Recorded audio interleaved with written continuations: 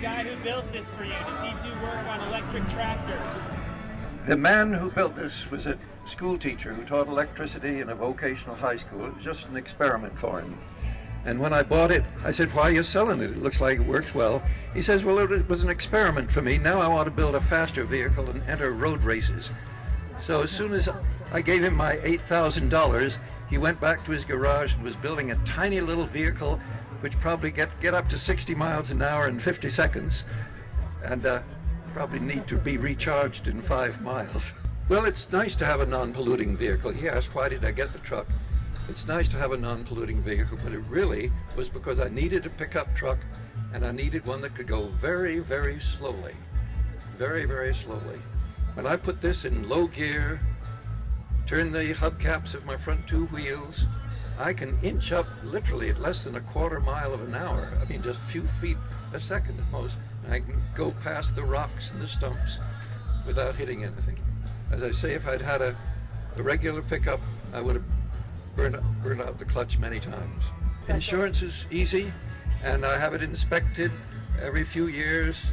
My local garage that takes care of my other cars also inspects this and puts oil on the gear shift once every few thousand miles, and also checks the brakes because the brakes are very important. There's no clutch, so the motor doesn't hold me back when I go downhill. It has what they used to call freewheeling.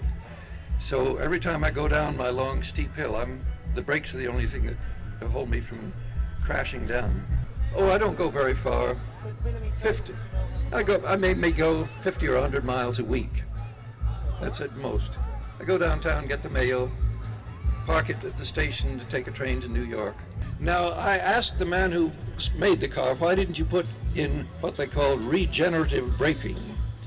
That means that when you brake the car, in effect, you're recharging your batteries.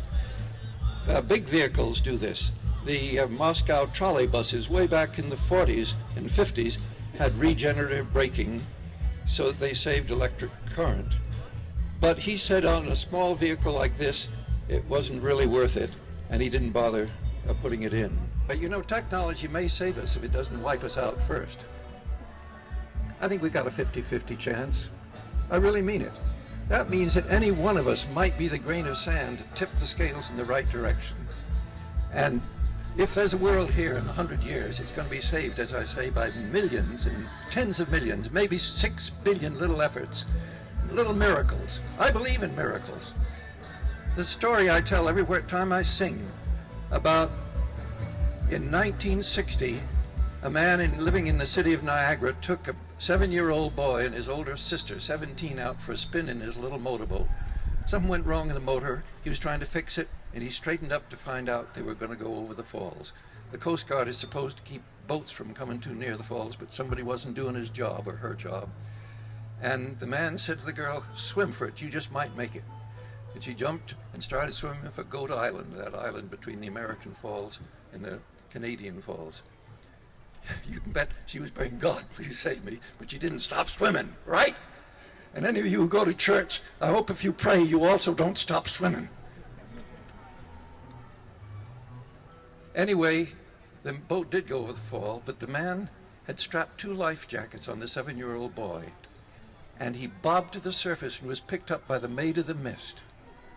When he was on deck, he said, "Boy, that's noisy. You could get killed doing that." He's the only person in history who went over Niagara with nothing but 2 life jackets and lived. Miracles happen, and you and you and you and I and many others are going to be part of the billions of miracles that will take place if there's a human race here in 100 years. Really.